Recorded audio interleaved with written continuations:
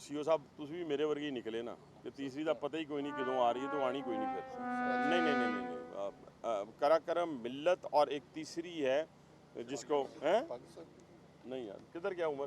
सबसे पहले तो मैं मुल्तान के अपने साफ़ी भाइयों से बड़ा शुक्रगुजार हूँ उनका, क्योंकि एज़ यूजुअल मेरी तो 35 साल से एफिलेशन है अपनी साफ़ी बरदरी के साथ। तो मैं सिर्फ गुजारिश आपसे ये करने आया हूँ कि हमने पूरे पाकिस्तान में जो रिफॉर्म्स किए हैं पाकिस्तान रेलवे के हवाले से, जो आपको नज़र भी आ रही हैं, और हमने 1.5 साल पहले जब इस मनसब को संभाला तो आपको पता है कि बहुत सारी खामियाँ आज भी मौजूद हैं, पहले भी मौजूद थी, लेकिन हमने उनको मिनिमाइज़ कर दिया है। लेकिन उसका रिज़ल्ट आप कहेंगे जी कैसे रिज़ल्ट कैसे आया, वो रिज़ल्ट तो आपको फैक्ट एंड फिगर के तहत ही मिलेगा ना। रिज़ल्ट मैं इधर उधर की बात करके चला जाऊँ तो मुनासिब नहीं है। रिज़ल्ट ये है कि हमने पिछले फाइनेंशियल ईयर में 88 अरब से, आसान अल्फाज में बात करेंगे ताकि आम पब्लिक को समझ आए, 88 अरब था जब मैंने इस मनसब को आकर संभाला। तो मेरे प्राइम मिनिस्टर ने, वज़ीर आज़म ने मेरी ड्यूटी लगाई कि हमने इस डिपार्टमेंट को जो तनज़ली की तरफ जा रहा था इसको तनज़ली से रोक के इसको इस तरफ लेके चले जाना है कि कम से कम चलना शुरू कर दें।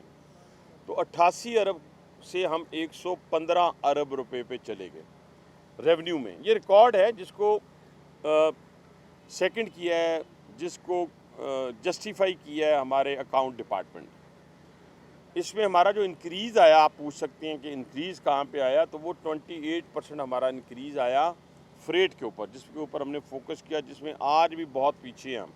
मैं समझता हूँ इस पर और बहुत ज़्यादा काम करने की ज़रूरत है ताकि ये 100% इस पर इंक्रीज़ आए। अगर 28% आ सकता है तो 100% इंक्रीज़ भी डिमांड मौजूद है। लैंड एंड प्रॉपर्टी के ऊपर हमने जो पॉलिसी अपनाई वज़ीर आज़म साहब के कहने के ऊपर कि ओपन ऑक्शन, पहले मिल मिला के चल रहने दे दो, एन दे दो, ये कर दो, वो नहीं हो। ओपन ऑक्शन के ज़रिए हमने जब ये शॉर्ट टर्म लॉन्ग टर्म हमने लीज़ दी तो उसका 8,000 मिलियन से 8 अरब से उठा के हम 16,000 मिलियन 16 अरब रुपए पे ले गए। ये एक बड़ा जंप था जो 100% इंक्रीज़ था। पैसेंजर के अंदर हम माइनस में थे, लेकिन हम वहाँ पे 4 से 5% हम प्लस पे चले गए, जो अब इंशाल्लाह ताला जिसमें हमारे पास 3-4 मेजर फैक्टर थे। ये मैं इसलिए सारी बातें आपको बता रहा हूँ कि आपको मालूम हो कि जिस बंदे के ज़िम्मे ये काम लगा है उसको चीज़ों का आप बग़ैर मोबाइल खोले, बग़ैर कागज़ खोले, उसको पता है। पावर वैन्स, हमारी पावर वैन्स को 10 साल तक ओवरहाल नहीं किया गया, 10 साल तक, ये रिकॉर्ड निकलवा लें रेलवे से। हमारे लोकोमोटिव्स को 10 साल से ओवरऑल नहीं किया गया। हमारे एयर कंडीशन जो थे वो ख़त्म हो चुके थे, 8 टन का था और वो तकरीबन अपनी उम्रें पूरी कर चुके थे। हमने इन सारी चीज़ों का बारी बारी में आपको जवाब देता हूँ। कोचेज़ की अवेलेबिलिटी, अच्छा गाड़ियों, अब एक साल के अंदर सारी गाड़ियाँ अपग्रेड नहीं हो सकती। इससे पहले अवाम एक्सप्रेस का क्या हाल था बिफ़ोर एंड आफ्टर, मैं इंशाल्लाह किसी दिन अपने हेडक्वार्टर में बैठ के वो तस्वीरें दिखाऊंगा बिफ़ोर और आफ्टर का। शालीमार बिफ़ोर और आफ्टर, हज़ारा बिफ़ोर और आफ्टर। अभी भी किसी वक्त ये हो रहा है कि 2-4 कोचेज़ जो हैं वो पुरानी लग जाती हैं या रैक उसको मैच नहीं कर रहा होता।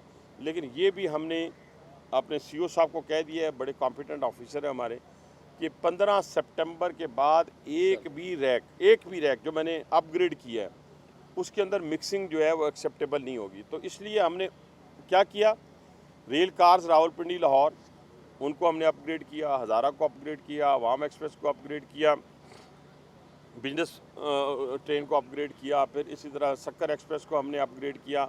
अब जो होने जा रही हैं अपग्रेड वो भी मैं आपको बताता हूँ। वो कराकरम है, वो मिल्लत है, उसके बाद फिर वो है अपना कराकरम है, मिल्लत है, तीसरी कौन सी है? नहीं नहीं नहीं नहीं नहीं, कराकरम, मिल्लत और एक तीसरी है जिसको है नहीं यार किधर क्या उम्र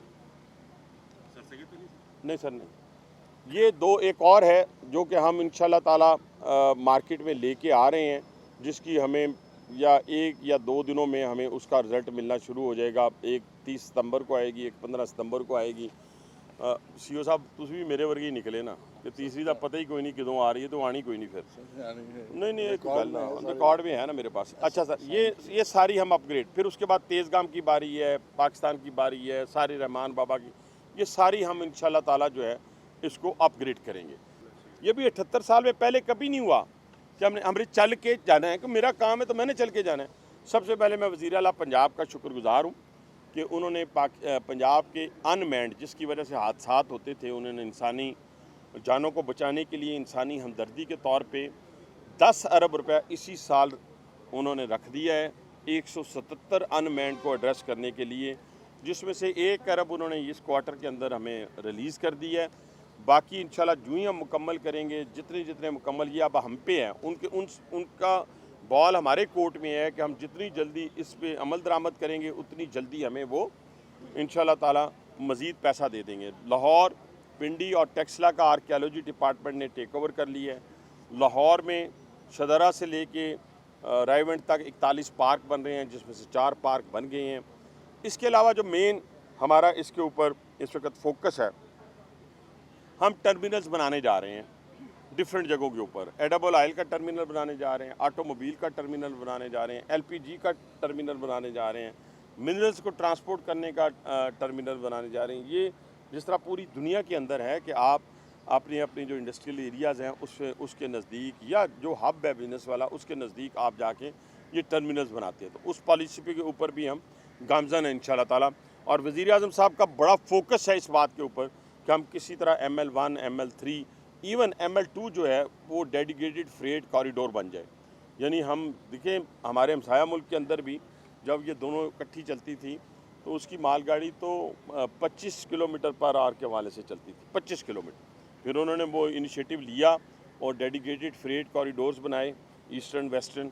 उसके ऊपर 2004-05 में उन्होंने काम शुरू किया था और मुकम्मल किया था। तो इसी तरह उसी तर्ज के ऊपर हम ML2 जो है उसको डेडिकेटेड फ्रेट कॉरिडोर बनाने जा रहे हैं। डिजिटलाइजेशन, अब डिजिटलाइजेशन मैं डिजिटल कंट्रोल रूम का FWO की कोऑपरेशन से हम कर रहे हैं। हमें पता ही नहीं होता था, मैनुअल हम लिख रहे थे, किस दौर में रहते थे। आज हमें फ्यूल कंजम्पशन, हमारा ड्राइवर ओवर स्पीड कर रहा है, आपके ट्रैक की क्या सूरत हाल है, यहाँ पे ट्रेन ने किस स्पीड से गुजरना है।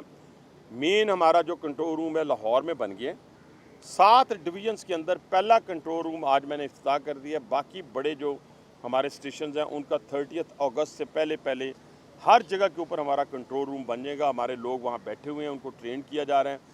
तो हम डिजिटलाइजेशन की तरफ भी हम इंशाल्लाह ताला बढ़ रहे हैं। आउटसोर्सिंग है, आउटसोर्सिंग आप देख रहे हैं कि किस तरीके से हमारे जो ट्रेन्स हैं, 5 ट्रेन से 6 ट्रेन हमारी आउटसोर्स हो चुकी हैं, बाकी भी ट्रेन आउटसोर्स हो जाएंगी।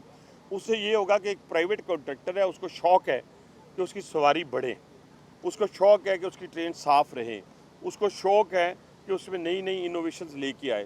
तो उसकी परमिशन हम उसको दे रहे हैं। नई डाइनिंग कार्स बन रही हैं उसके अंदर। इसके साथ साथ अगर आप देखें तो हमने एक और बहुत बड़ा इकदाम उठाया कि सिर्फ ये काम करने से नहीं, बल्कि 300, मैंने एक लफ्ज़ आपको याद होगा पहले भी मुल्तान में आगे कहा था कि 300 पैसेंजर को लेके जाने वाला पायलट जो है जहाज़ का, वो रहता है 5 स्टार होटल्स में।